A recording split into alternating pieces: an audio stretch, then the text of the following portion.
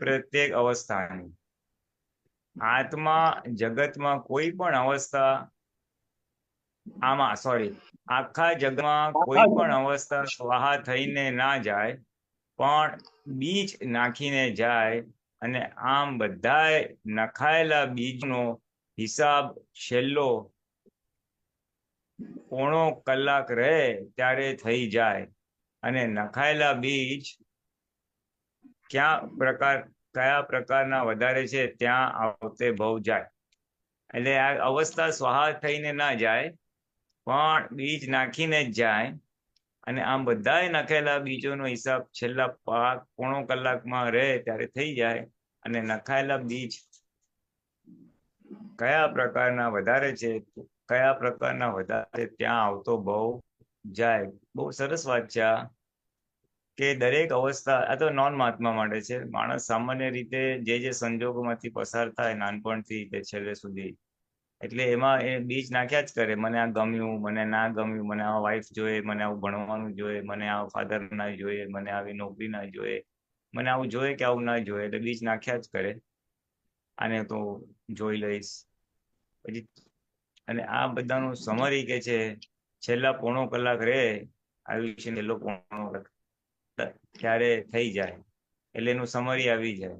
અને જે નખાયેલા બીજ કયા પ્રકારના વધારે છે એ પ્રમાણે આવતો ભવ ત્યાં જાય. ઓકે, ચાલો આગળ. જગતના લોકોને દરેક અવસ્થાઓમાં મનની, વાણીની, કાયાની, એમાં લાખેક બીજ નાખે. દરેક અવસ્થાઓમાં મનની, વાણીની ને કાયાની એમાં લાખેક બીજ નાખે. એમાં 3000 ઘઉં નાખે અને બાકીના કૂચા ખાજવાળી ના. અવસ્થા થઈ એટલે બીજ પડે જ, પણ જ્ઞાન પછી અવસ્થાઓ નિકાલ થયા કરે છે, સ્વાહા થયા કરે છે. એટલી બધી એક્ઝામ્પલ આપે છે આમાં. લાખ બીજ નાખે છે એમાં 3000 તો ઘઉં નાખે છે, બાકી બધા ઊંચા નાખે છે એમ. એટલે 3000 એક સારા નાખે છે, બાકી બધો કચરો નાખે છે. અને હવે આપણા માટે એટલે બધી આનંદ અવસ્થાઓ આનંદ અવતારની ભટ્ટામણનું સિમ્બોલિક. હા, સિમ્બોલિક. હા આનંદ, બરાબર છે ને? હા, એટલે બતાવે છે કે આવી રીતના અનંત અવતાર એટલે શું કહેવા માંગે કે દરેક જી, અવસ્થામાં એ બીજ નાખે છે. એટલે બીજ એટલે કોઝ નાખે છે. અને કોઝ ને લીધે રાઈટ પછી એને રાઈટ. પાછો નવો જન્મ લેવો પડે છે. એ નવા જન્મમાં પાછા નવા કોઝ નાખે છે. એટલે અનંત જન્મ મરણમાં ફસાયેલો રહે છે. અને રાઈટ આપણને રાઈટ, જ્ઞાન મળ્યા પરફેક્ટ. પછી, હા, આપણને જ્ઞાન મળ્યા પછી એ અવસ્થાઓનો આપણે હવે નિકાલ કરવાનો રહ્યો. અને અવસ્થાઓ સ્વાહા થયા કરે. હવે સ્વાહા થયા મોટી વસ્તુ છે. સ્વાહા એટલે બળીને ખલાસ થઈ ગયા. પછી ફરી અવસ્થા આવવાની નહીં. પછી ફરી બરાબર. અવસ્થા આવવાની નહીં. હા, અવસ્થાનો ડિસ્ચાર્જ થયા, અવસ્થાઓ ડિસ્ચાર્જ થયા કરવાની. ચાર્જ ના થાય એ જોવાનું, બસ. ઓકે, આગળ. એ જોવાનું આપણે. હા, ચાર્જ ના થાય એ જોવાનું આપણે. ભગવાન કહે છે ઓન ધી મોમેન્ટ જે અવસ્થા થઈ ગઈ, જે અવસ્થા થઈ ગઈ તેમાં વર્ત, અને જે અવસ્થા થઈ અને જતી રહે છે તેની માથાકૂટ તું ના કરીશ. એટલે હવે શું કે છે કે મોમેન્ટ ટુ મોમેન્ટ જે અવસ્થા છે તું એમાં વર્ત લે. તું વર્તમાનમાં રહે. જે અવસ્થા છે આપણા માટે, બરાબર આપણે વર્તમાનમાં રહે. હા, અને જો થઈ ગઈ તો બરાબર. પછી તું એને ભૂલી જા. એટલે ભૂતકાળને ભૂલતા જાઓ અને ભવિષ્ય વ્યવસ્થિત રાઈટ નતા રાઈટ પછી. રાઈટ હવે મોટી રાઈટ વસ્તુ રાઈટ. છે. તું ભૂતકાળને ભૂલી જાઓ ઇઝ અ બિગ થિંગ. કારણ કે હમ. ના ગમતું હોય તો નોંધ રહી જતી હોય છે. આમ બગાડ્યું તું મેં રાઈટ મારું. રાઈટ. એટલે આખું દાદાએ એક બોલમાં કે તારી સાથે કોણ શું વ્યવહાર કરે છે એ ભગવાનની દ્રષ્ટિએ ખાલી અવસ્થા જ છે. અને ભગવાનની બહુ દ્રષ્ટિએ સરસ. એ ખાલી પૌદ્ગલિક અવસ્થા છે. એ પરમાણુની જ બરાબર છે. અવસ્થા છે. એમાં બરાબર. મારાપણું કરીને એને મારી સાથે આમ કર્યું, સામાન્ય કરતા જુએ છે અને પોતે ભોગતા બી થાય છે. એટલે કરતા બરાબર. ભોગતામાંથી નીકળવા માટે આ બહુ સરસ વસ્તુ વાપરી કે અવસ્થા છે. અને પાસિંગ એટલે કે વિયોગી સ્વભાવની છે, એટલે તું જોયા કર અને ગયું તેને ભૂલી જા. અવસ્થાઓ ભોળી હોય છે બિચારી, અવસ્થાઓ ભોળી હોય છે બિચારી. આવે ત્યારે તેને કેવું કે બેન આવ્યા જાઓ, બીજાને આવવા દો. જો આ દાદા શું વાતચીતનો પ્રસંગ છે. દરેક અવસ્થાને કહેવાનું તમે આવ્યા હવે જાઓ. માથું દુખ્યું તો અવસ્થા આવી, હવે તમે જાઓ. બહુ પાર્ટીમાં રાઈટ. મજા આવી તો કે અવસ્થા આવી, હવે તમે જાઓ. એટલે કેટલું આપણને છૂટાપણું વર્તાવવા માટે કહે છે કે અવસ્થાને કહેવાનું તમે આવ્યા હવે જાઓ. એટલે સંજોગોને અવસ્થા રૂપે જોવાનું આપવામાં શીખવાડે છે. એમાં બહુ સરસ. આપણું અકર્તા પદ ખુલ્લું થાય છે. અને બરાબર. આપણું આખું ને આપણું છૂટાપણું આવે છે. આખું ને આખું છૂટાપણું. બહુ સરસ. બહુ કોઈ ગાઢ સરસ. ભાંડે તો મય અવસ્થા બગડે. એ અવસ્થાને જો આત્મા જાણે તો અવસ્થા સ્વાહા થાય. ફરી વાંચ્યું, કોઈ ગાઢ ભાંડે તો મહી અવસ્થા બગડે. મહી અવસ્થા બગડે એટલે એવા વિચાર આવે. એ અવસ્થાને જો આત્મા બરાબર. જાણે એટલે આ જ્ઞાતા રહી ગયું. તો અવસ્થા સ્વાહા થાય એટલે કે અવસ્થા કાયમ માટે બળીને ભસ્મીભૂત થઈ ગઈ, એટલે કાયમ માટે ગઈ. જેટલી અવસ્થા જાણી એટલી સ્વાહા થાય. જેટલી રહી જાય એ તો પછી ભૂસાય. એ જેટલી રહી જાય એ તો પછી ભૂસાય. મહી મન બગડ્યું હોય તો ફરી મને કહીએ પ્રતિક્રમણ કરી ભૂસી નખ. કાગળમાં લખેલું જ્યાં સુધી પોસ્ટમાં ના નાખીએ ત્યાં સુધી ભૂસાય. એટલે કે જે બધી અવસ્થાઓ છે તને લાગે કે મન બગડ્યું છે, ખરાબ ભાવ થયા છે કોઈ માટે, તો પછી તું પ્રતિક્રમણથી ભૂસી નાખજે. સુધી તો જીવીએ છીએ, આયુષ્ય પૂરું થયું નથી ત્યાં સુધી આ હા ભૂસવાની કે દોષ ધોવાની આપણી પાસે તક છે. એકવાર આયુષ્ય પૂરું થઈ ગયું એટલે કરંટ ગયો પોસ્ટમાં, એટલે એટલા કર્મ પેન્ડિંગ રહેશે. આપણા માટે કર્મ પેન્ડિંગ રહેશે. રાઈટ. રાઈટ. રાઈટ. આમાં કઈ પૂછવાનું તો પૂછજો. હા, હું તો વાંચું છું ખાલી. હાજી. હાજી. હા. હા, ચાલો. અવસ્થાઓ તો ક્ષણે ક્ષણે બદલાય છે ને. અવસ્થાઓ તો ક્ષણે ક્ષણે બદલાય છે ને. દરેક અવસ્થામાં અજ્ઞાન દશામાં બીજ પડ્યા જ કરે. પણ જ્યારે જ્ઞાની જાગૃત અવસ્થામાં દરેક અવસ્થાઓ સ્વાહ થઈ જાય, ફરી સંસાર ના બંધાય. બહુ સરસ. દાદા આખું છે ને આમાં જાગૃતિનો એક બીજો ડાયમેન્શન આપી દીધો જી. કે તું ઉપયોગ રાખ. એટલે એક જાગૃતિ ઉપયોગ રાખવાનું, નિરંતર જાગૃત જે એટલે ટાઈમ બેઝડ છે. એ એક વ્યૂ પોઈન્ટ થી દાદાએ પુરુષાર્થ સજેસ્ટ કરેલો છે. આની અંદર ટાઈમ બેઝડ નથી કહેતા, આ ઇવેન્ટ બેઝડ જાગૃતિ કે છે. ઇવેન્ટ બેઝડ એટલે રાઈટ. અવસ્થાને તું જો એમ, બરાબર ને. તું અવસ્થા તરીકે જો. એટલે તારી સાથે જે બને છે એને અવસ્થા તરીકે જો. અવસ્થા તરીકે બેઝિકલી શું થાય છે, મજા આવે છે, બુદ્ધિ બળાપો કરે છે, હેરાન કરે છે, ચિંતા કરાવે છે, તો એ બધાને તું જો. એટલે અવસ્થાને જોવાની આખી એ કરે છે, અને એ જોવાથી સ્વાહા થઈ જશે. એટલે બીજા શબ્દોમાં એમ કહેવામાં આવે છે કે તું એમાં તન્મયાકાર થાય નહીં. એ થશે એટલી અવસ્થા કાયમ માટે રહી. એટલી અવસ્થા કાયમ માટે ફરી હવે સંસાર ના બંધાય. એટલે સોરી. હા હવે હા તમે તમારા સત્સંગમાં કાયમ એક વાત નીકળતી હોય છે કે હાયર ઓર્ડર પુરુષાર્થ. તો હમ બંકિમભાઈને એમાં એવું સમજાય છે કે આપણા બે સત્સંગથી આપણે એવું સમજવાનો પ્રયત્ન કરીએ છીએ કે પહેલા આપણે બંકિમભાઈને સ્થૂળ ફાઇલ તરીકે જોઈ, પછી હાયર ઓર્ડરમાં જ્ઞેય બનાયા બંકિમભાઈને, એનાથી હાયર હમ ઓર્ડરમાં અવસ્થા બની બંકિમભાઈ આખી જ અવસ્થા. તે હાયર ઓર્ડરના પુરુષાર્થમાં જાય આ વાત.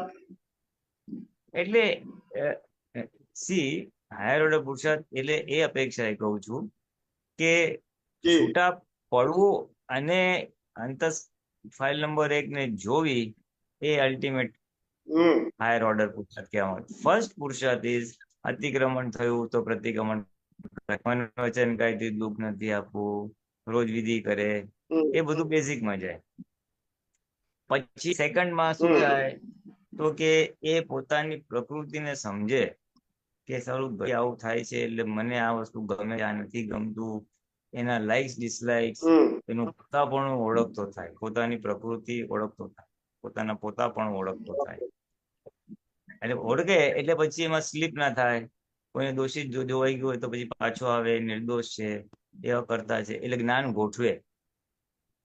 ઓકે. અજ્ઞાનની સામે જ્ઞાન રોંગ માન્યતા, અને બરાબર. એ કરતા કરતા એ ઇન્ટેન્સિટી ઓફ કરતી જાય. એટલે પછી આગળ શું કે છે, હવે તમે છૂટા પડીને જોયા કરો, એ હાયર ઓર્ડર પુરુષાર્થ કહેવામાં આવે છે. હમ હમ કે હવે બરાબર. હા બરાબર. વિધિ બી તો કરવી છે અને ફાઇલ નંબર 1 કરે છે, એ સમજવાનું છે. ત્યારે બહુ કોઈ ઉપયોગ રાખવાનો નથી, પણ આ હવે શું બને છે એને જોવું એ છેલ્લામાં છેલ્લો પુરુષાર્થ ઓર હાયર ઓર્ડર પુરુષાર્થ. રાઈટ ફાઇલ રાઈટ નંબર 1 ને રાઈટ. જોવી એટલે ઇસેન્શિયલી અંતસ્કરણ, વાણી અને કાયા, એ 3 ને જોવી બરાબર. એ છેલ્લામાં છેલ્લું. મન, બુદ્ધિ, ચિત્ત, અહંકાર, વાણી અને કાયા. એટલે દેટ ઇઝ વન. અને એ કયા સંજોગોમાં મુકાય છે એ સંજોગો બી જોવા. કે ભાઈ મારે બસમાં જવાનું છે, બસ લેટ થઈ, અડધો કલાક થયો, બસમાં રિઝર્વેશન મળ્યું ના મળ્યું, એટલે એ કેવા કેવા સંજોગો છે.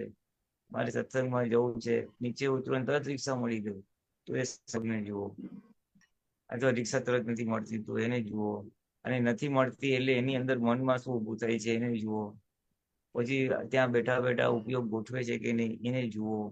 એટલે અવસ્થાને એ રીતે જોવાની આખી વાત કરે છે. ફિઝિકલી આઉટસાઇડ એટલે બહારના અવસ્થાઓ અને અંદરની અવસ્થાઓ, એટલે ફાઇલ નંબર 1 માં થતી અવસ્થાઓ. એટલે બંનેને જોવાનો ભાગ જે છે એ છેલ્લામાં નિરંતર છેલ્લો ભાગ. નિરંતર નિરંતર જાગૃતિ વગર પોસિબલ જ નથી આ. હા નિરંતર જાગૃતિ. હા નિરંતર. એટલે કેવું છે, આ આવું પોતાને લાગવું જોઈએ ને કે મારે આ જોવાનું છે. રાઈટ શરૂઆતના રાઈટ રાઈટ. વર્ષોમાં તો કર્મોનો ફોર્સ એટલો બધો હોય ને, એટલે એ બધું ખાલી 5 આજ્ઞા પૂરતું રે પુરુષાર્થ, કે શુદ્ધાત્મા જોયા, વિચ ઇઝ રાઈટ. પછી ભરેલો માલ ઓગળે એટલે પછી આપણે આપણી જાતને જોતા થયા, અને એ પછી એટલે એમ કરતી જાગૃતિ વધે. જાગૃતિ પર જાગૃતિ તો છે જ, પણ આવરણ આવે છે, સંજોગ, ફાઇલોનું દબાણ આવે ને. મારે નોકરી જવાનું, બોસે મને આટલું કામ સોંપ્યું છે એટલે એટલો વખત અંતસ્કરણ એમાં રોકાયેલું રહે. રાઈટ એટલે રાઈટ. ચોપડા મોટા કરવાના, સ્કૂલે લઈ જવાના, પૈસા કમાવાના, ધંધો કરવાનો, મા બાપને સાચવવાના, હોસ્પિટલમાં લઈ જવાના, માંદા આજા થાય, એટલે બધું ફાઇલોનું દબાણ કહેવાય. પછી ફાઇલોનું દબાણ જેમ જેમ ઓછું થાય અને ટાઈમ મળતો જાય એમ એમ પછી વધારે જ્ઞાતા દ્રષ્ટાનો ભાગ રહે. આમ ત્યારે બી રહે એવું કઈ નથી, પણ એક સામાન્ય ભાવ એમ. ભરેલો માલ હજી મોહ, પિક્ચરનો, ખાવા પીવાનો એ બધો નડે. એટલે એ ભાગ બી જેમ જેમ ઓગળતો જાય, કારણ કે હવે એને ખબર પડી ગઈ આમાં સુખ નથી, કારણ કે આત્માનું સુખ મળ્યું. હવે સંસારમાં રહેવું નથી, હવે મોક્ષે જવું છે, એટલે એમાંથી પાછા થોડો પ્રકૃતિમાંથી વિડ્રો થાય. પછી મન વચન કઈ દુઃખ રાઈટ. નથી આપવું એટલે પાછું એમાંથી વિડ્રો થાય. એટલે એમ વિડ્રો થતા થતા પછી એને આ જ્ઞાતા દ્રષ્ટાનું વધારે પડવું રહે, એમ અખંડતા વધારે આવે. બરાબર. પરફેક્ટ. એટલે બરાબર છે. આ ઇટ્સ અ પ્રોસેસ એમ. એમ સાયકલ શીખવાની હોય તો એકદમ રાતોરાત શીખે, અથડાય કુડાય પડે પછી શીખી જાય એમ. રસોઈ હા બનાવવાની બરાબર છે. તરત ના આવડી જાય, અને પેલા બધું શીખવું પડે, થોડી બગડે ને પછી બરાબર થાય. બરાબર છે. બરાબર છે. એટલે એવી રીતે ક્રમમાં બી ટેક્સ. ક્રમિકમાં તો હજી તો ભૂકા બોલી નાખે. ક્રમિકમાં તો શું કહેવાય, અવતાર નીકળી જાય. હમ હમ. આપણે જ નીકળી ગયા ફાઇલમાંથી, કે હું હું હા મન આપણે વચન જુદો સુદ્ધા, હવે ખાલી મન વચન કાય જે ડિસ્ચાર્જ છે એને જોઈને નિકાલ કરવાનો છે. એટલું ઈઝી કરી આપ્યું. Right right. હા, એટલે એટલું બહુ ઈઝી, એટલે અલ્ટ્રા ઈઝી કરી નાખ્યું એમ. અલ્ટ્રા એટલે ઈઝી. આ રાઈટ જોવા રાઈટ એટલે આને દાદા આ જ વસ્તુને અલગ વ્યૂ પોઈન્ટ થી મૂકી છે. તું જ્ઞાતા દ્રષ્ટા રે એટલે રાઈટ. આપણા પર પોતો, અને હવે તું અવસ્થાને જો એમ કહેવા માંગે, એટલે તું જે બને છે એને અવસ્થા રૂપે જો. Take it as a circumstances which is going to pass અવે. નહીતર બરાબર શું છે. જોઈએ, આજે મેં પિક્ચર જોયું, બહુ મજા આવી. અમે છે ને ખરીદી કરવા ગયા હતા, અમે પલંગ લીધો, બહુ મસ્ત હતો, જો આ લાકડાનો છે, આટલો હતો, તે હતો. હવે એ બી એક અવસ્થા છે. તારે ઉદય હતો કે તારે પલંગની જરૂર હતી, પલંગ ગયા, આવી ગયો, સારું છે. ઘણી વાર ગાદલું બરાબર નથી યાર, બરાબર નથી, ગાદલું બદલવું છે પણ બદલાય જ નહીં, તો એને અવસ્થા તરીકે જો. તારું ગાદલું લેવાનો ટાઈમ હજી પાક્યો નથી, અને તું એક બીજા ગાયમાં ખાડામાં શું થયું છે. એટલે એને અવસ્થા તરીકે જો કે આ ફાઇલ નંબર આવો અવસ્થા છે, એનો ટાઈમ પાકશે ત્યારે સારું ગાદલું આવીને ઉભું રહેશે. એટલે ભાવના કરીએ, પ્રયત્ન કરીએ, પણ એટલે એ જ સંજોગોને અવસ્થા તરીકે જોવું, એટલે બીજા શબ્દોમાં ન્યુટ્રલ થઈને જુઓ, એટલે કે ગમા અણગમા વગર જુઓ, રાગ દ્વેષ વિતરાગ રહિત જુઓ. વિતરાગ રાધા. હા, વિતરાગ પૂર્વક જુઓ એવું કહેવા માંગે. તો તમે જો વિતરાગ થશો એટલે રાજનો ભાગ ઢીલો પડશે, ગમા અણગમાનો ભાગ ઢીલો પડશે, તો એને અવસ્થા રૂપે જોઈ શકશો. હા, તો જ જોવાશે. પરફેક્ટ. તો જ જો અવસ્થા રૂપે ક્યારે જોશે, જયારે રાગદ્વેષ નો ભાગ ચિકાસ ઓછી થશે તો.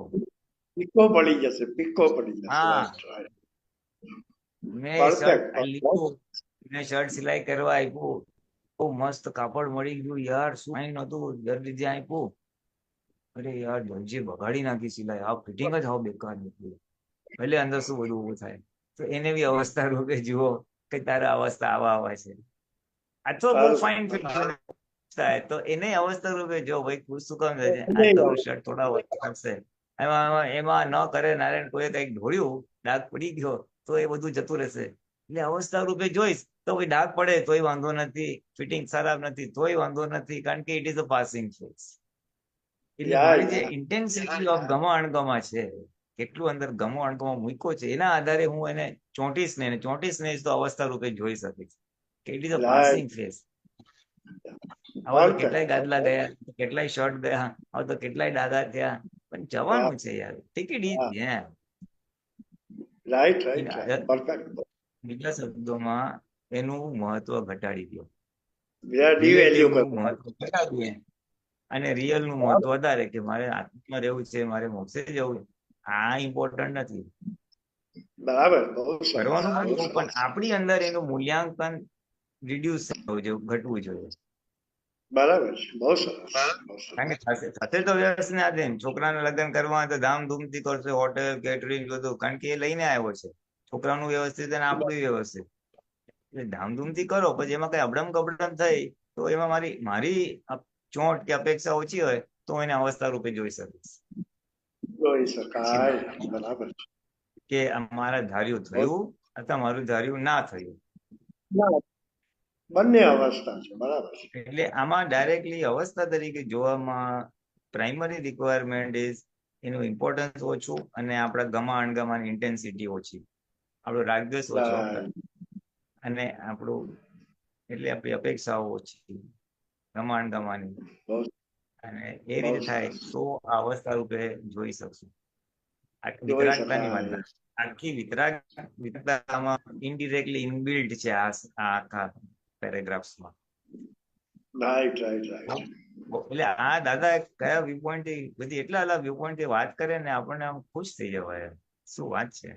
અરે અવસ્થા રૂપે જો, હું તો મારી નોકરી મળી ને મને ટેબલ સારું નથી, બોસે આમ કર્યું, મને મજા આવી ને પ્રમોશન ના થયું, અરે પપ્પા અવસ્થા. એટલે આખો રાગદ્વેષ કકડવું થઈ જાય. ફાઇલ બોલો તોય કકડવું થાય, અવસ્થા બોલો તોય કકડવું થાય. એટલે અલગ અલગ વ્યૂ પોઈન્ટ થી દાદાએ આખું કઈ રીતે આત્મામાં રહી શકાય અક્રમની ઓલામાં, અક્રમના રસ્તે.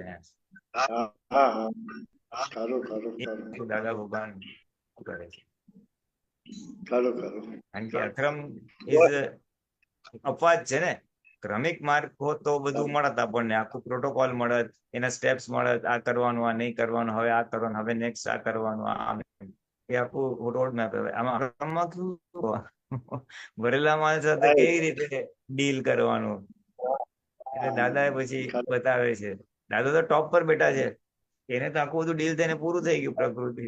પણ હવે આપણે માઇનસ માર્ક વાળાને હવે ચડાવવા તો પડશે ને દાદા, કે હવે આ લોકોને એક્ઝામ બચ્ચાઓને આપી દીધું સોનું, હીરો આપી દીધો, હવે એ લોકોને કિંમત સમજાવવી પડશે. ખરેખર એટલે આ પછી અલગ અલગ કરુણા જ કરી છે, કરુણા જબરજ કરુણા. એમની ભાવના હતી કે સામાન્ય માણસ બી પામે મોક્ષને, એટલે આખી સાદી ભાષા. પછી સંસારી લોકો પામે મોક્ષને, એટલે અક્રમ વિજ્ઞાન. એટલે કે હવે મારી આટલા વર્ષોની ભાવના ઘોર કળિયુગમાં ફળીભૂત થઈ માઇનસ માર્ક વાળા પાસે. એટલે કે હવે વાંધો નહીં, જે છે એ ઉચકી લે હવે. ઉચકી લો. રાઈટ. ચાલો પ્લીઝ ગો આપણે અહેડ. હા, આગળ જઈએ. નરેશ, બીજા કેજો.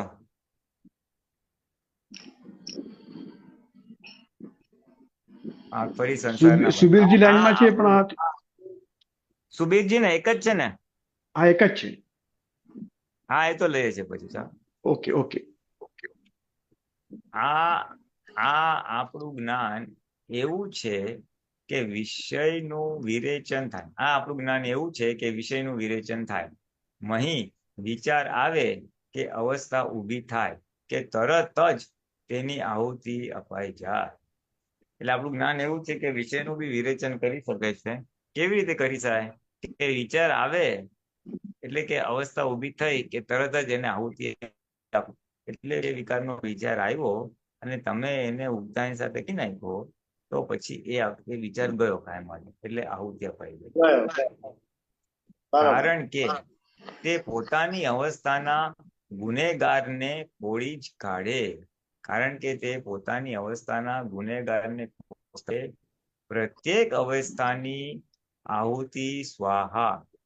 આ છેલ્લો આધ્યાત્મિક યજ્ઞ છે. જો આમાં આવી ગયું ને, આ છેલ્લો આધ્યાત્મિક યજ્ઞ છે. સ્વાહા કીધું એટલે યજ્ઞ શબ્દ વાપર્યો દાદા. યજ્ઞમાં જેમ સ્વાહા કરવાનું, એમ આપણે કર્મનો સ્વાહા કરવાનો છે. અવસ્થાનો સ્વાહા કરવાનો છે.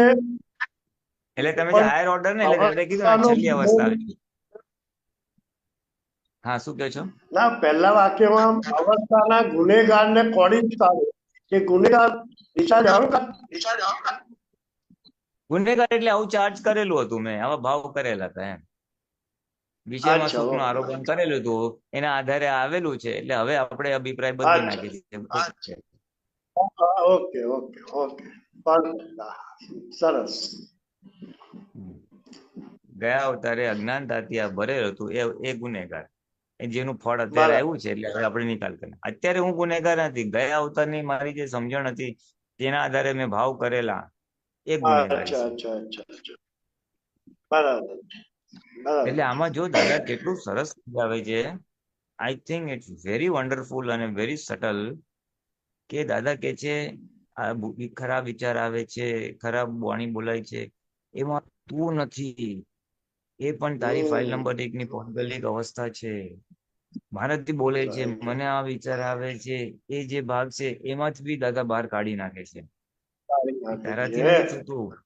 ગયા અવતારે આવું ચાર્જ કરેલું, જેનું અત્યારે આ ફળ આવ્યું છે, માટે એક અવસ્થા જ છે, તું એનો નિકાલ કર. આખી ગિલ્ટ માંથી કાઢી નાખે છે, અપરાધ ભાવમાંથી કાઢી નાખે છે. ગયા અવતારની તારા જે કર્મો સમજને આધારે ચાર્જ કરેલું કર્મ, એનું આ ફળ છે. યુ આર નોટ રિસ્પોન્સિબલ નાવ. આ જન્મમાં તું એના માટે જવાબદાર નથી, એવું કહેવા માંગે છે. જો કેટલી મોટી વાત છે. વાત સેન્ટેન્સ નાનું છે, પણ કેટલી મોટી ગંભીર વાત છે આમાંથી. અદ્ભુત છે. અવસ્થાના ગુનેગારને ખોડી જ કાઢો. પ્રત્યેક અવસ્થાની આ છેલ્લો આધ્યાત્મિક યજ્ઞ છે. બસ આથી આગળ કઈ છે જ નહીં. કે મન વચન કાયા એના પરમાણુની નિર્જરા કરી અસર આપીને જાય, આહુતિ. એટલે આધ્યાત્મિક યજ્ઞ, અવસ્થાની આહુતિ એટલે આધ્યાત્મિક યજ્ઞ. રાઈટ સ્વાહા, રાઈટ સ્વાહા એટલે સંપૂર્ણ બાળી નાખે. જો આમ પાછું બીજું વળે છે, કેટલું સરસ. સ્વાહા એટલે સંપૂર્ણ બાળી નાખે. જેમ ઓલું યજ્ઞમાં અનાજ ને બધું કઈ જે કરતા હોય, યજ્ઞમાં નાખતા હોય ઘી ને બધું, એ બળી જાય. એવી રીતે આ સંપૂર્ણ બાળી નાખે એટલે એ પરમાણુ સંપૂર્ણ શુદ્ધ થઈ ગયા. એના પર જે ક્રોધમાન માયાલોભનું કોટિંગ હોય એ આખું કોટિંગ બળી ગયું અને પરમાણુ આખા શુદ્ધ કરી નાખ્યા. એટલે ફરીથી એ આવશે નહીં, અવસ્થા પાછી નહીં આવે. હવે એનો ઓપોઝિટ, જો હું તન્મયાકાર છું તો એટલું પેન્ડિંગ રહેશે. એટલે પેન્ડિંગ છે એટલે એ અવસ્થા પાછી આવશે. એટલે એ અવસ્થા આવશે. જો પેન્ડિંગ નથી, જો છૂટો રહીને જોયું તો એ પેન્ડિંગ રહ્યું નહીં, એટલે એ અવસ્થા ગઈ. એટલે એ ગોન કાયમ માટે ગઈ એમ. સ્વાહા એટલે સંપૂર્ણ બળી નાખવું, એટલે એ અવસ્થા કાયમ માટે કે બીજી વાર આવશે નહીં. બરાબર છે. પછી રાજી ખુશીથી અવસ્થામાં તન્મયાકાર થયો એટલે ડખો થઈ ગયો. તે નવા ચિત્રામણ પડે અને નવા બીજ પાડે. કોઈને સહેજ પણ આરોપ આપશો તો તેનું ફળ ભોગવવું પડશે.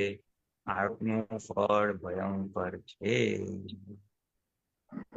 હારે મારું બગાડ નાખ્યું, આરોપ આપ્યો. કોઈ બી રાજી ખુશી પેલા એના પછી રાજી ખુશી અવસ્થામાં તન્મયાકાર થાય એટલે ડખો થઈ ગયો. હા હા બહુ મજા આવી, આ તો કરવા જેવું છે. એટલે તમે તન્મયાકાર થયા એટલે તમે નવી ચિત્રામણ પડી. એટલે અજ્ઞાની હોય તો એને નવા બીજ પડે છે. આપણને નવું બીજ તો નથી પડતું, પણ એટલું પેન્ડિંગ રહે છે. તમે આગળ કહ્યું પેન્ડિંગ. હા, એટલે પાછું એ આવશે અને પાછું તમારે સાફ કરવું પડશે. સાફ કરવું પડશે. બરાબર. એટલે ગમા અને અણગમતા, એટલે ગમતા અને ના ગમતા બંને સંયોગોમાં આપણે જાગૃતિ રાખવાની છે એવું કહેવા માંગે છે. એટલે પાછું સાફ કરવા માટે આવશે.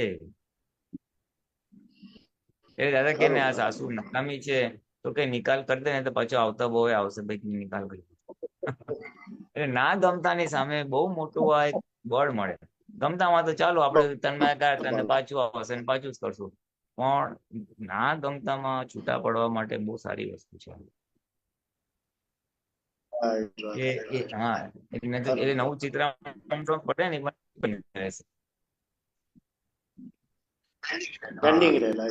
પછી બીજા સેન્ટેન્સમાં કે છે કોઈને સહજ પણ આરોપ આપશો તો તેનું ફળ ભોગવવું પડશે. એટલે કદાચ એમાં ગુનેગાર તરીકે જુઓ કે દોષિત તરીકે જુઓ એટલે તમારે પછી એ ભોગવવું પડે. એ કરતા દેખાય એટલે દ્વેષ થાય. એટલે પછી તમે બોલો, એ વાણી કરો, એ વર્તન થવાનું, જો ને આવું કરી નાખ્યું, મારી નાખું, નામ જો ને પછી બદલો લેવાનું મન થાય, વેર લેવાનું મન થાય, અથવા મનમાં એવું કઈ બગડે એટલે પાછું એ વાઇબ્રેશન એને જાય એટલે પાછું ઊંધું થાય. એટલે પછી ભોગવટો રહ્યા કરે એમ. એટલે એનું ક્યુમ્યુલેટિવ મલ્ટીપ્લાય બી થાય એમ, નીકળતા વાર લાગે. એને મારે આમ કર્યું ને, હવે હું એને જોઈ લઉં, એને સીધો કરું ને, હવે હું બી એને વાત આવા દે ને મારી પાસે, હું એને મદદ નહીં કરું, મને મદદ નથી કરી ને, હવે એવું અંદર તન્મયાકાર થઈ ગયા એટલે આપણે એને મદદ નહીં કરીએ એટલે પાછો એ મનમાં ગાંઠ બાંધે. એટલે એ આપણી ગાંઠને આપણે ઓગાળવાની છે. એટલે મદદ કરવાનું શું, મદદ નહીં કરવાનું શું, ભાઈ નિકાલ કરે. બહુ અદભુત વાત છે, બહુ અદભુત વાત છે. હા, આપણે કોઈને સહેજ પણ આપ્યો બહુ ખોટા રહ્યું. સમભાવે નિકાલ એટલે અવસ્થાઓની આહુતિ આપવાની છે. એ છેલ્લામાં છેલ્લો મહાયજ્ઞ છે. આ એક બીજો સેન્ટેન્સ બીજી જગ્યાએ બોલ્યા હશે દાદા, એટલે આ પેરેક પછી એક સેપરેટલી મૂક્યું છે. સંભાવે નિકાલ એટલે અવસ્થા આહુતિ આપવાની છે. એટલે જે બી અવસ્થા આવે તમે એને ફાઇલ તરીકે ગણો અને પછી હવે આનો સંભાવે નિકાલ કરવાની શક્તિ આપો એટલે આહુતિ અપાઈ ગઈ.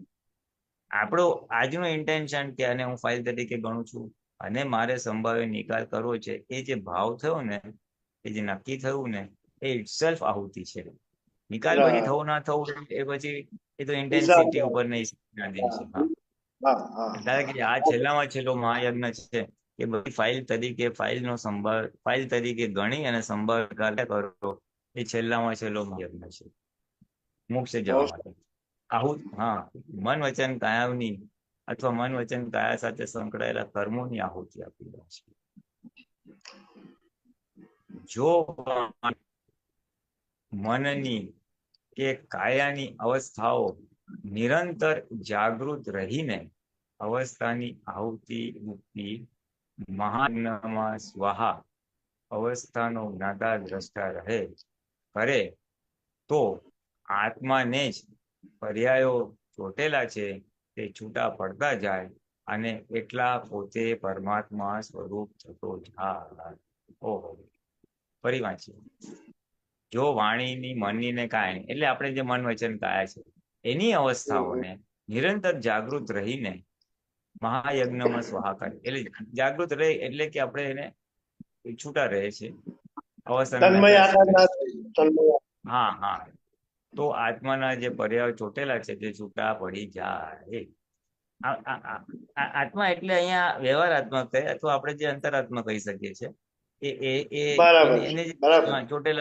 એ ચોટેલા પરમાણુને છૂટા પડતા જાય અને પોતે પરમાત્મા સ્વરૂપ થતો જાય, પોતે આખો ચોખ્ખો થતો જાય. એટલે એમાં શું કહેવા માંગે છે એ જી પોતાની અજ્ઞાન માન્યતાઓ બધી ઓગળતી જાય છે. એટલે પોતાનું જ્ઞાન વધતું જાય છે અને જ્ઞાન વધતા વધતા વધતા કેવળ જ્ઞાન સુધી પહોંચી જાય છે, એને જ પરમાત્મા. બરાબર. એટલે પછી પોતે પરમાત્મા સ્વરૂપ થતો જાય એમ કહેવા માંગે છે. સરસ, સરસ. સર્વ બીજું કોઈ જરાક અવસ્થામાં નથી? નિશંક. હા, ચલો આપણે વાંચીએ. સુબીરજી ના લઈએ છીએ આપણે થોડુંક આ કન્ટિન્યુટીમાં રહેવા દઈએ. બીજું કોઈ નથી આવ્યું ને હજી? નથી કોઈ. હવે આ બીજું હેડિંગ આવ્યું છે. હા ના, એ તો હેડિંગ તો લઉં જ છું. ચાલો. સર્વ અવસ્થાઓમાં નિશંક સમાધાન. સર્વ અવસ્થાઓમાં નિશંક સમાધાન. આ જગતની બધી જ અવસ્થાઓ અનંત છે પણ મનની અવસ્થાઓ અનંત ગુણા અનંત છે. ઓહો, આ જગતની બધી જ અવસ્થાઓ અનંત છે પણ મનની અવસ્થાઓ અનંત ગુણ્યા અનંત છે. તેમાંથી છટક્યો કે છૂટ્યો માટે મનનું સમાધાન થાય એટલે મનની અવસ્થાઓને તે જ્ઞાન સાચું. કાળને પણ શરમ આવે તેવું ગજબનું જ્ઞાન ઉત્પન્ન થયું છે અને તે સાયન્ટિફિક છે. મનની અનંત અવસ્થાઓમાં પણ સમાધાન થાય તેવું આ જ્ઞાન છે.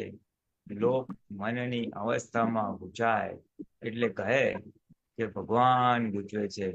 આપણું જ્ઞાન જ ગૂંચવે. આપણું જ્ઞાન જ એવું છે કે રાગ દ્વેષ ઉભા ન જ થાય.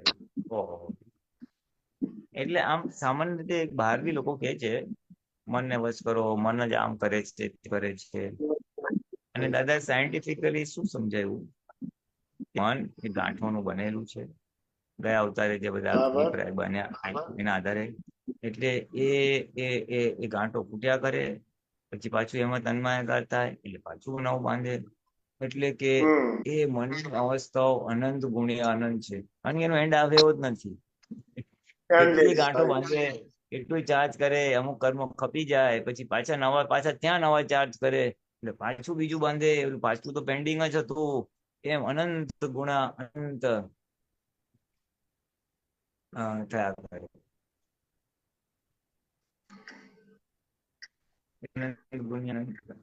થયા કરે છે. It's very important. એટલે મનનું સમાન કરવું બહુ જરૂરી છે અને આપણા માટે તો બહુ ઈઝી કરી નાખ્યું છે દાદાએ કે તમારે મન જ્ઞેય બની જાય છે અને આપણે જ્ઞાતા જ છીએ એટલે આપણા માટે આખું ઈઝી બની ગયું છે. એટલે જ કે છે મનની અનંત અવસ્થાઓમાં પણ સમાધાન થાય એવું આ જ્ઞાન છે. ભલે અનંત અવસ્થા હોય, ભલે ગમે તેવા વિચાર આવે પણ આપણે એને જ્ઞાન છૂટા રહ્યા એટલે બધું એક પછી એક બાય બાય થતું જાય, એક પછી એક નિર્જરાત પામતું જાય, એક પછી એક એક્ઝોસ્ટ થયા જ કરે છે. લોકો મનની હવે અવસ્થામાં આમાં પૂછાય. આમાં પુલીલાલજી મને એક પ્રશ્ન એ થાય છે કે હા બોલો. મન ગ્રંથિઓનું બનેલું છે, બરાબર? અને હા અને જે વિચારો જે ફૂટે છે મનમાંથી, એ વિચારોને જો આપણે દ્રશ્ય બનાવીએ તો મન જ્ઞેય બનવાનું સહેલું બને, એવું ખરું? ના, પણ મનના જે વિચાર છે ને દ્રશ્ય કેવી રીતના બનાવશો? એ દ્રશ્ય છે ને, હું એને જોવાનો દ્રષ્ટા, હા, તો પણ પેલું દ્રશ્ય ટ્રાન્સફર થાય જ્ઞેયમાં. એકચ્યુઅલી કેવું છે, એને જ્ઞેય તરીકે જ રખાય. આમાં દ્રશ્ય શબ્દો જરાક નહીં રહે. દ્રશ્ય થોડું આવે એટલે કઈ રીતે આવે કે મને આ વિચાર આવ્યા, અડધો કલાક માટે મને મોહના વિચાર આવ્યા, મને લોભના આવ્યા કે માનના આવ્યા કે વિષયના આવ્યા, ત્યારે હું ના રહ્યો. પણ અડધો કલાક પછી જાગૃત, અરે આ તો આ બધું ખોટું થઈ ગયું યાર. અરે દાદા ભગવાન, આ મને આટલા વિચાર આવ્યા, માફી માંગુ છું. હવે એ બાંધે બારે જયારે છે ત્યારે દ્રષ્ટા અને દ્રશ્ય થઈ જાય બાંધે બારે. એક્ઝેક્ટ, હું એ જ કહેવા માંગુ છું. પછી ટ્રાન્સફર થાય એમ જ્ઞેય તરીકે. પછી એ ગયું એટલું બહાર, પછી જોઈ લીધું ને એટલે એ ગયું. અને જો ઓકે. તરત થાય એટલે એક એક વિચાર સ્પેસિફિકલી દેખાય, આવે છે જાય છે, આવે છે, તો એક જ્ઞાતા જ્ઞેયનો વ્યવહાર થાય છે. Okay okay specific okay. આવે. ઓલા માણસે તે દિવસે મને પાણી માંગ્યું તો પણ આપ્યું નહીં. પછી એ છે ને બીજાને બી બરાબર. પાણી આપતો હતો. મારી સામે અડધો કલાક હું ત્રસ્તો રહ્યો. મને હવે બીજી વાર તો એના ઘરે જવું જ નથી. હવે મેં આ 4 ખાલી વિચારો વર્ણન કર્યા, just to give an example. ઓલા માણસે પાણી રાઈટ. આપ્યું, અડધો કલાક રહ્યો, એ વાર એને ત્યાં જઈ શકું. હવે આવા જો વિચારની લિંક મને દેખાય તો એ જ્ઞેય અને જ્ઞાતા. હા. આઈ એમ એક એક વિચારને હું ઇન્ડિવિજ્યુઅલી જોઈ રહ્યો છું એટલે જ્ઞેય થાય. અને ઓકે. ત્યારે એટલું ચુકાઈ જાય છે અને આજે હારો આવો છે તેવો છે. બારે બારે જોઉં તો પછી ખબર પડે છે તો કે હા, આપણે એને આપણે દોષિત જોવા જેવું નતું, એ તો વ્યવસ્થિત છે ને. એટલે એ પછી પાછળથી આપણે દ્રષ્ટા થઈ અને એને ઉડાડી દઈએ છીએ. હા. Okay okay. બાંધે સરસ બારે સરસ. જોઈએ, બાંધે બારે જોઈએ ત્યારે દર્શન હા કહેવાય છે, અને સ્પેસિફિક જોઈએ હા, ત્યારે સમજી. જ્ઞાન કહેવાય છે, એટલે જ્ઞેય કહેવાય. હા, પરફેક્ટ પરફેક્ટ. હું રસ્તામાંથી ટ્રેનમાં કે બસમાં જતો હોઉં, કારમાં કે એમાં, અને મને બધું ઝાડ બધા બહુ દેખાય અને હું જંગલ સ્વરૂપે જોઉં તો મેં દ્રશ્ય તરીકે જોયું. અને જો હું કેરીનું ઝાડ, સફરજનનું ઝાડ, આ ઝાડ જોઉં તો હું જ્ઞેય તરીકે જોઉં છું. સમજી જો હું ગયો જ્ઞેય સમજી જોઉં તો ગયો. હું જ્ઞાતા છું, અને દ્રશ્ય જોઉં તો હું દ્રષ્ટા. દ્રષ્ટા છે. ઓકે. સ્પેસિફિક, હા, સ્પેસિફિક અને જનરલ. સરસ સરસ. હા હા. આગળ. એટલે મનની અવસ્થામાં ગૂંચાય એટલે લોક મનની અવસ્થામાં ગૂંચાય એટલે કહે કે ભગવાન પૂછે છે. હવે લોક મનમાં જ પૂછવે છે, પછી કે શું કે ભગવાન મને આ બધા વિચારો આવે છે, ખરાબ વિચાર આવે છે. અને ત્યાં કે છે આપણું જ્ઞાન જ એવું છે કે રાગ દ્વેષ ઉભા ન જ થાય. એટલે આપણું જ્ઞાન રસ છે કે જ્ઞેય અથવા અવસ્થા જુઓ એટલે એમને એમાં રાગ દ્વેષ થાય જ નહીં. કારણ કે ખબર છે આ તો જતું રહેવાનું છે. બરાબર છે. બરાબર. એટલે આખું અને મોક્ષનું જ્ઞાન કેવું છે, બહુ બધા ડાયમેન્શન્સ છે. બીજું જ્ઞાન કેવું છે કે ભાઈ હું નિશ્ચય નિર્ણયથી શુદ્ધાત્મા છું. પછી બીજું જ્ઞાન શું છે કે હવે મારે મોક્ષે જવું છે, એટલે સંસારમાં રહેવું નથી.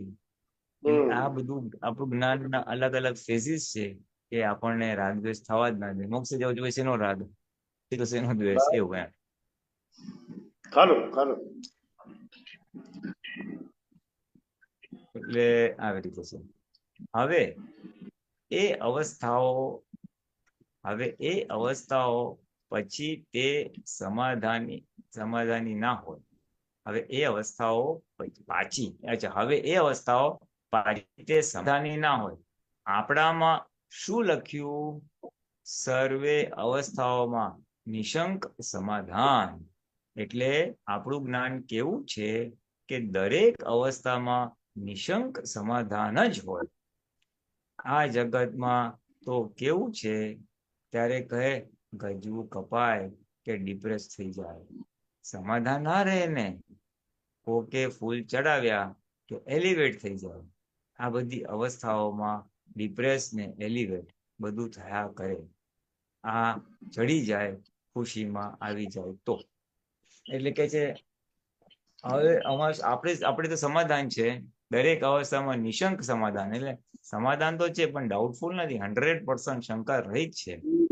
એટલે બરાબર છે. અવસ્થામાં સમાધાન છો, કારણ કે આપણને વ્યવસ્થિત શક્તિ કરતા દેખાય છે, અસંયોગી યોગી સ્વભાવના છે, પોતાનું ચિત્રેલું પોતાની સામે આવેલું છે, ભોગવે તેની ભૂલ, એ બધી રીતે આપણને ખબર છે. એટલે આપણને કોઈ ડાઉટ વગર સમાધાન રહ્યા કરે છે.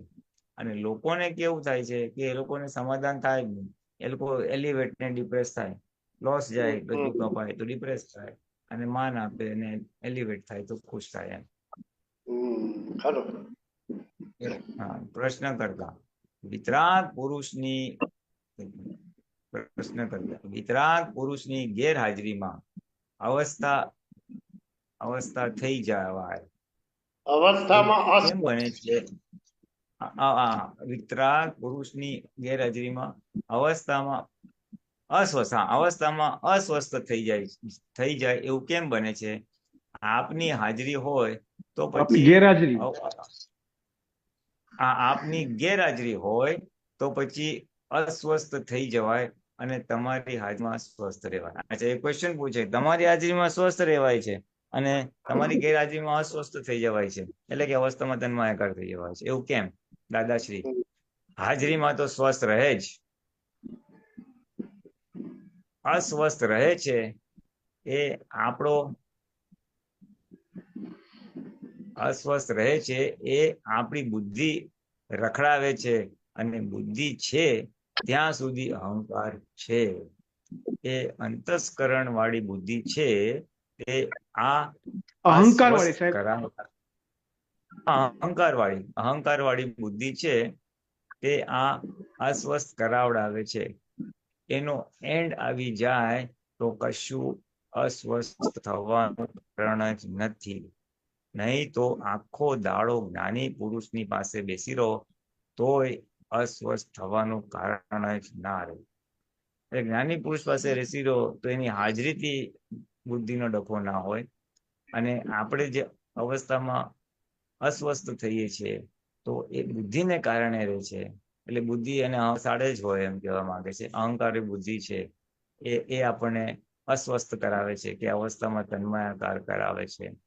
અને જો એનો એન્ડ આવી જાય, એટલે કે બુદ્ધિ ખલાસ થઈ જાય, તો અસ્વસ્થ થવાનું કારણ જ નથી.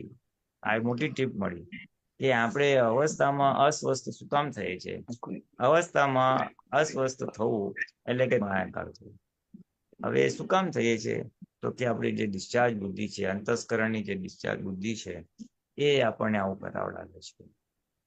એટલે દાદા બીજી એક ટીપ આપે છે કે બુદ્ધિનું સાંભળવું નહીં, અને એ સાંભળશો તો તમને અસ્વસ્થ કરાવશે, અને જો અબૂધ થઈ જવાશે તો પછી આ કોઈ પ્રોબ્લેમ નહીં આવે. એટલે કોઈ બી અવસ્થા હશે એમાં તમે અસ્વસ્થ નહીં થાવ, બીકોઝ ઇન પ્રિન્સિપલ બુદ્ધિ શું કામ કરે? બુદ્ધિ ઇવેલ્યુએટ કરે કે આ સારું છે, આ ખરાબ છે, આમાં નફો થશે, નફો નુકસાન બતાવે. નફો નુકસાન એટલે શું? આમાં મજા આવશે, આમાં મજા નહીં આવે.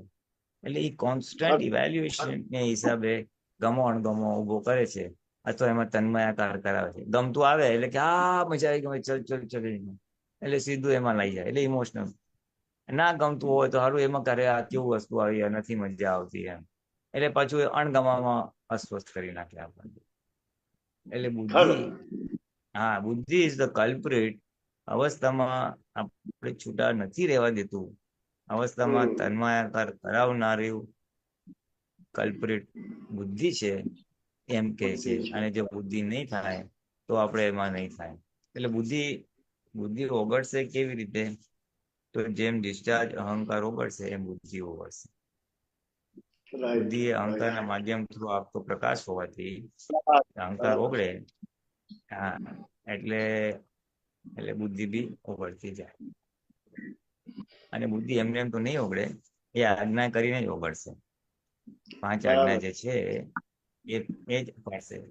બુદ્ધિ પ્રકૃતિ બતાવે તો આજ્ઞા કહેશે ના, રિયલ વ્યૂ પોઈન્ટ થી શુદ્ધાત્મા છે, એટલે રાઈટ અકર્તા. રાઈટ પછી એને આમ બગાડ નાખ્યું હતું કે ના, વ્યવસ્થિત કરતા છે, એટલે એને અકર્તા બતાવે. રાઈટ હા, રાઈટ પછી એનામાં બહુ ગમો અણગમો થતો હોય, મારો છોકરો તો કે ભાઈ 5 છે, એટલે એ ગમો રાઈટ અણગમો કરી નાખે.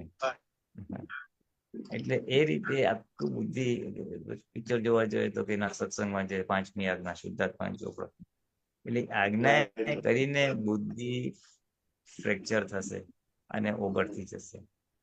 ખરું ખરું there is no, that is the major way. પછી આપણે શક્તિઓ માંગીએ, આ કરીએ તે કરીએ બધું, પણ એમ ઇસેન્શિયલી આજ્ઞા કરીને નિવેડો આવશે. અને એ બુદ્ધિ જેમ જેમ ઓગળશે તેમ તેમ અવસ્થામાં આપણે અસ્વસ્થ નહીં થઈએ, આપણે અવસ્થાને અવસ્થા રૂપે જોઈ શકશું. કેટલી મોટી વાત છે સાહેબ, અવસ્થાને અવસ્થા રૂપે જોવું અને અસ્વસ્થ ન થવું, એના માટે જે છે એ બુદ્ધિ બધી કાલ્પનિક એમ કહી શકે. બહુ સરસ, અદભુત વાત છે, અદભુત. આખું એટલી બધી સૂક્ષ્મ વાતો છે આ બધી, કે આગળના પુરુષાર્થમાં બહુ ઉપયોગી રહે આપણને. પ્રશ્ન કરતા સાહેબ એક મિનિટ સાહેબ, એક્સક્યુઝ મી, સોરી સાહેબ, આ એક લાઈન છે હા, ને, એ જરાક નથી ખબર પડતી. અચ્છા, ઓકે, વાંચી લો, ચાલો. આ અવસ્થા કાળે અને તેનો એન્ડ આવી જાય તો કશું અસ્વસ્થ થવાનું કારણ, ઓકે, હા, નહીં તો આખો દાડો જ્ઞાની પુરુષની પાસે બેસી રહે તોય અસ્વસ્થ થવાનું કારણ. હા, જ્ઞાની પુરુષ પાસે બેસવાથી શું થાય? જ્ઞાની પુરુષ પોતે 100% આત્મા રહેતા હોવાથી એનો આખો એક ઓરા હોય, એનું આખું એક વાતાવરણ હોય, અને એ વાતાવરણના આધારે આપણું અંતસ્કરણ નિમિત્તે શાંત થઈ જાય. ત્યાં એ તો અમે અનુભવ કરેલો જ છે કે દાદા પાસે બેઠા હોય ને એટલે જગત વિસ્તૃત થઈ જાય, કોઈ બુદ્ધિનો ડખો નહીં, કોઈ મનના વિચાર નહીં, બસ આનંદ આનંદ રહ્યા કરે, દાદાને જોયા કરીએ, ખાલી એમને બેઠા હોય ને તો બી એમની હાજરીથી એ આખું એક વાતાવરણ એવું હોય છે જેનો પડઘો આપણા અંતસ્કરણ પર પડે છે અને આપણે અસ્વસ્થ થતા નથી. એટલે આપણને જાગૃતિ રહ્યા જ કરે, એમની હાજરીમાં જ હું શુદ્ધાત્મા છું રહ્યા કરે, અને તન્માયકાર ના થઈએ. ઊભું થાય ખરું, પણ એટલું બધું ઊભું ના થાય અંતસ્કરણમાં, અને થાય તો તરત નીકળી જાય. એમની હાજરીમાં ખૂબ પ્રતાપ છે, આમાં આજે પૂર્ણ પુરુષની હાજરી. આમાં તોય હા, લખે, બોલો. તોય એટલે ઈ કંઈક તોય કેમ લખે? નહીં તો આખો દાડો નહીં તો જ્ઞાની જ્ઞાની પુરુષ પાસે બેસી રહે તો એ સ્વસ્થ. હા, એટલે બે વસ્તુ બતાવે છે, કાં તો તારો બુદ્ધિથી ઓગળતી જાય તો તું અસ્વસ્થ અવસ્થામાં તું ભળીશ નહીં, અથવા તું જ્ઞાની પાસે બેસીશ તોય તને આ ફળ મળશે. Okay okay okay, this or that, એમ આ કરીશ ઓલ્ટરનેટિવ. અથવા ઓકે તું આ. હા, ઓલ્ટરનેટ તરીકે છે. Okay okay okay, you can go head. પ્રશ્ન કરતા ભૌતિક રીતે ફિઝિકલી તો આ શક્ય ના હોય ને, એટલે કે ભૌતિક ફિઝિકલી તો શક્ય ના હોય ને દાદાશ્રી, ના શક્ય ના હોય, છતાં પણ જેટલો લાભ મળ્યો એટલો સાચો. નહીં તો પોતાના બુદ્ધિ અને અહંકાર જ્યારે ખલાસ થઈ જશે નિકાલ કરતા કરતા, એટલે પછી એની મેળે ઓપનલી ચોખ્ખે ચોખ્ખી સ્વસ્થતા જ રહેશે. એટલે કે છે જેટલું પોસિબલ હોય એટલું કરવું, અને નહીં પછી જેમ બુદ્ધિ ને અહંકાર ઓગળતા જશે તેમ તેમ તમને ચોખ્ખે ચોખ્ખી સ્વતા જ રહેશે. નિરંતર સ્વમાં રહે માટે સ્વસ્થતા. એનો એટલે મતલબ આમાં કે છે, પ્રત્યક્ષની ઇમ્પોર્ટન્સ બતાવે છે કે એની બેસી રહ્યો. હા, બેસી રહ્યો. પ્રત્યક્ષ નું મત, પ્રત્યક્ષ જ્ઞાની પુરુષ નું જેટલું ચાન્સ મહત્વ મળે, છે. જેનો લાભ મળે એટલું લેવો, પ્રત્યક્ષની હા, હાજરીમાં બેસી રહ્યો એમ. હા. અને બીજી રીતે બીજી જગ્યાએ દાદા કીધું જ છે કે અમારી 5 આજ્ઞા એ અમે પોતે જ છે. દાદા કહેતા કે સ્થૂળ દાદાને ક્યાં સુધી, છેલ્લે 87 પછી કહેતા હવે સ્થૂળ દાદાને ક્યાં સુધી પકડી રાખશો, હવે સૂક્ષ્મ દાદાને પકડો. સૂક્ષ્મ દાદા એટલે 5 આજ્ઞા. એટલે 5 આજ્ઞામાં આપણે નિરંતર રહીએ એ એક પ્રકારે દાદાનું સાનિધ્ય ગણાય અને એની અંદર બુદ્ધિ છેદાય. જે આપણે વાત ના કરી કે આપણે આજ્ઞા પાડશું તો બુદ્ધિ છેદાશે, એટલે એ જ વસ્તુ છે. એ 5 આજ્ઞા એ સૂક્ષ્મ દાદાનું સાનિધ્ય ગણાય, બરાબર છે. દાદાનું સૂક્ષ્મ. એટલે તમે આજ્ઞામાં રહો એટલે દાદાના સાનિધ્યમાં છો તમે, અને દાદા સાનિધ્યમાં હો એટલે બુદ્ધિ ઓગળતી જશે અને પછી અવસ્થામાં તમે તન્મયાકાર નહીં. એટલે આવી તો ગયું પાછું ત્યાં જ બુદ્ધિને ઓગળવાનું સાધન જ આ છે. અને પછી દાદા કીધું ને મનને નવરું મૂકવું નહીં, પછી મનને કઈ કામ સોંપી દેવું, આ તો આપણે આ ચિત્તને કામ સોંપી દેવું, એટલે એ બધા પુરુષાર્થો છે બધા. એ લોકો આપણને હેરાન ના કરે. સારું, ચાલો હજી આગળ જઈએ. અવસ્થામાં સ્વસ્થતા એ જ અવસ્થા. એક મિનિટ, મને જાણવું પડે છે ને. અવસ્થામાં સ્વસ્થતા એ જ અસ્વસ્થતાપણું, એ જ અસ્વસ્થપણું. સ્વમાં સ્વસ્થતા એ જ સ્વસ્થપણું. ઓહો, કેવી સરસ. સ્વમાં સ્વસ્થતા એ જ સ્વસ્થપણું. લોકો અસ્વસ્થ કેમ રહે છે? કારણ કે તેઓ સદાય અવસ્થામાં જ રહે છે. તે લોક અજ્ઞાન અવસ્થાઓને પોતાપણું આપણું માને છે. એટલે અજ્ઞાન અવસ્થાઓને મારી અવસ્થાઓ પોતાની માને છે.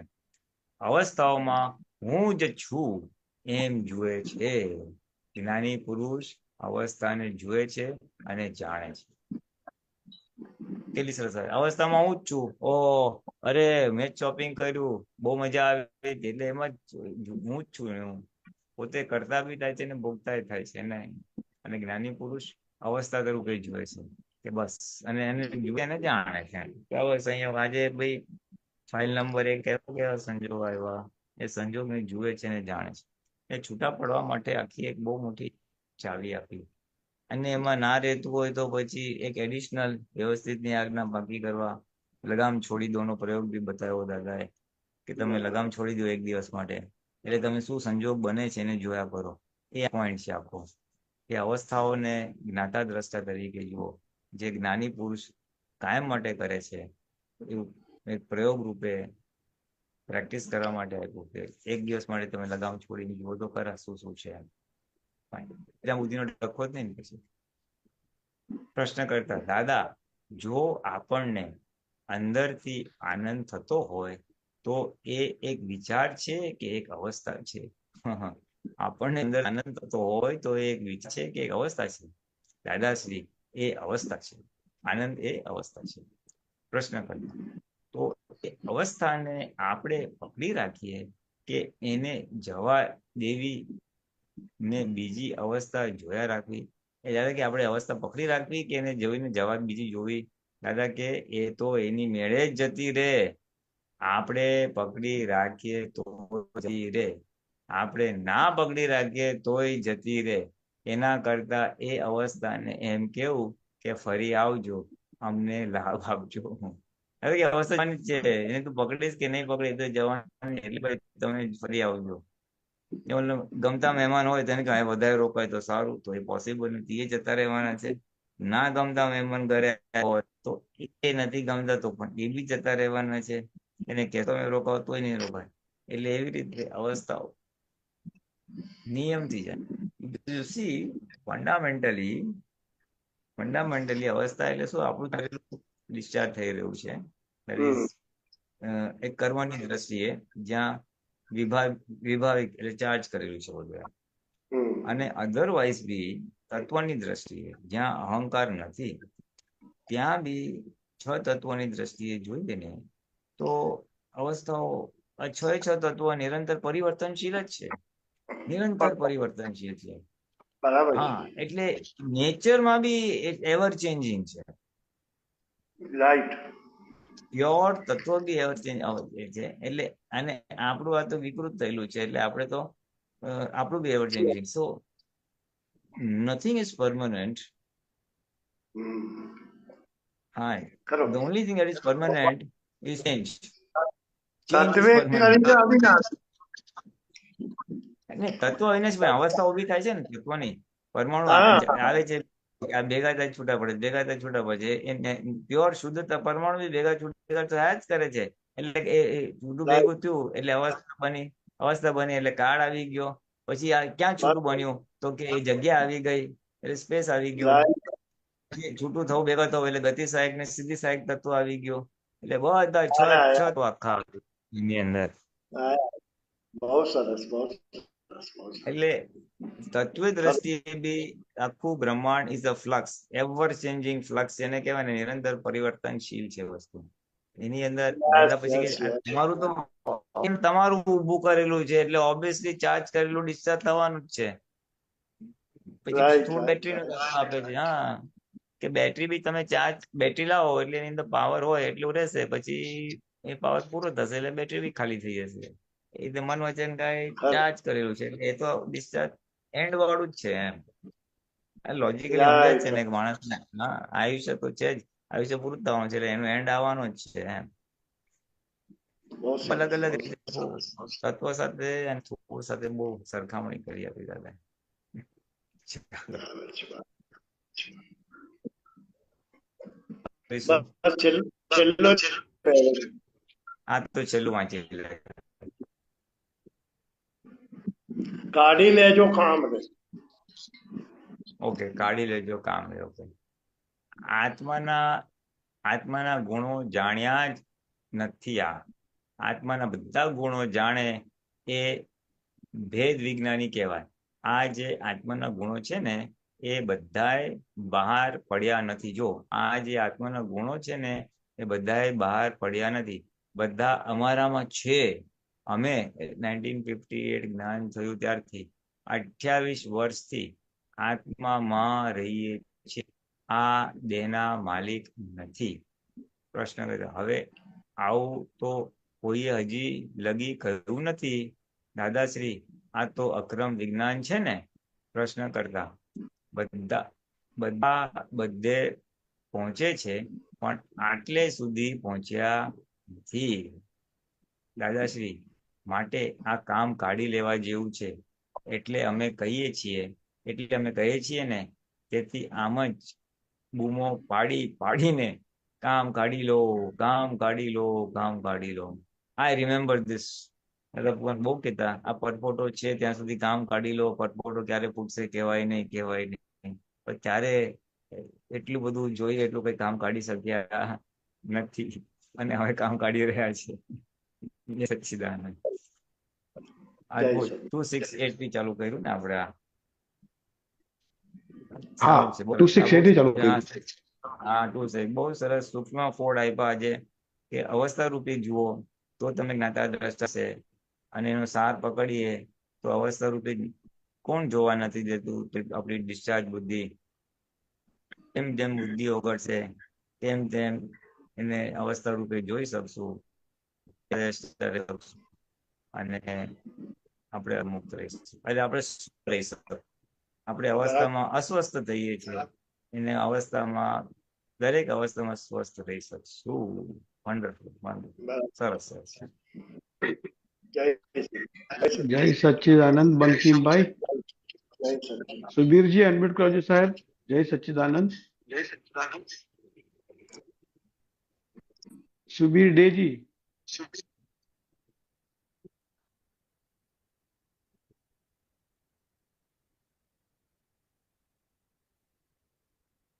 સુબીરજી.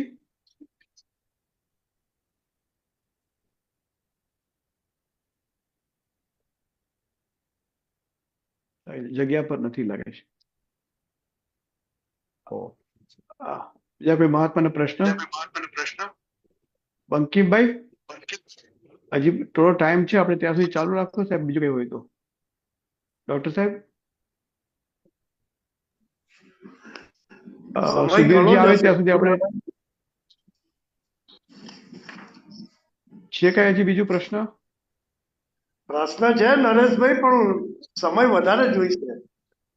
અચ્છા, એવું છે. Okay okay. એમાં થોડુંક નાનું ટ્રાય કરી જોઈએ. આપણે જેટલું થાય એટલું કરીએ. સુબીરજી આવશે તો પછી આપણે એમને લઈ લઈશું પહેલા. કઈ વાંધો નહીં, કઈ વાંધો. Page number 264. ઓકે, 264. હા, એક જ મિનિટ હા.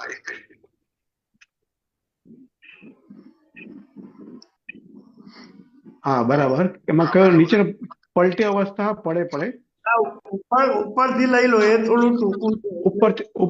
ઉપરથી લો. ઓકે ઓકે, એક જ મિનિટ સાહેબ. એ થોડું ટૂંકું પડશે પેલું તો.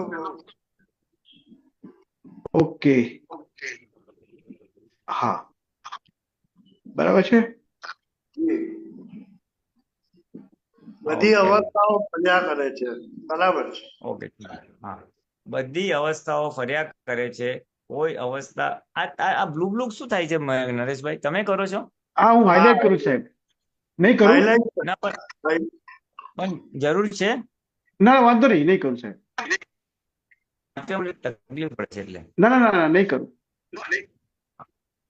બધી અવસ્થાઓ ફર્યા કરે છે.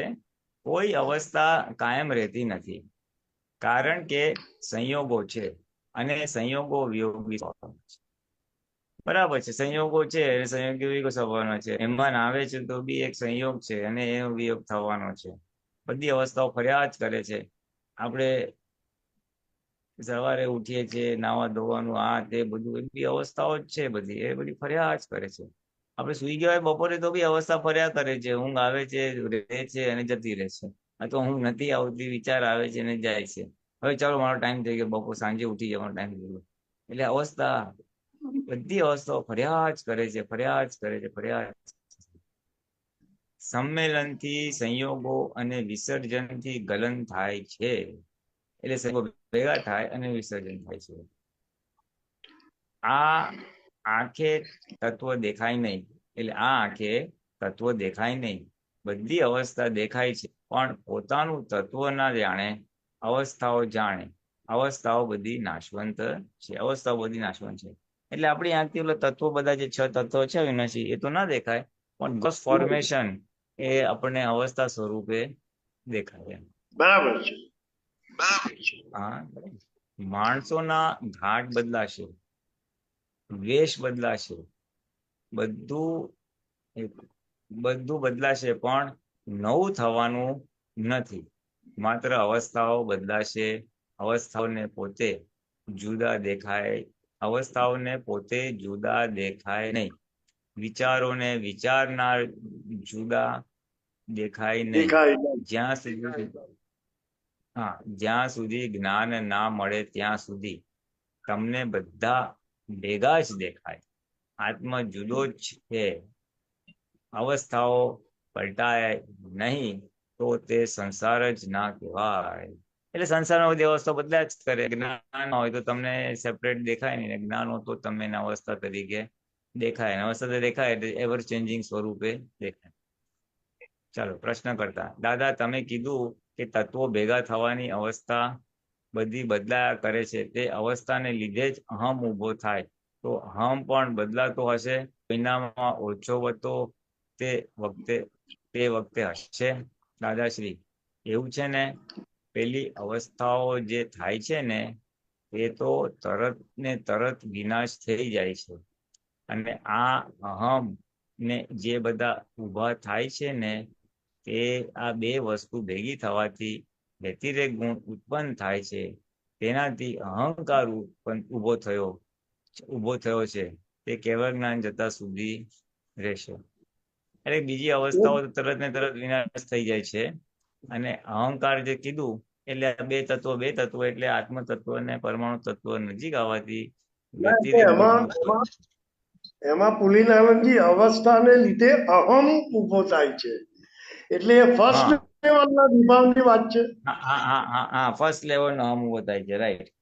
અવસ્થા પહેલા એટલે હું ઊભું થાય છે, અને પછી હું માને છે કે હું આ છું, કે હું કરું છું. હુંનો પ્રસ્તાવ કરે ત્યાર પછી વાત.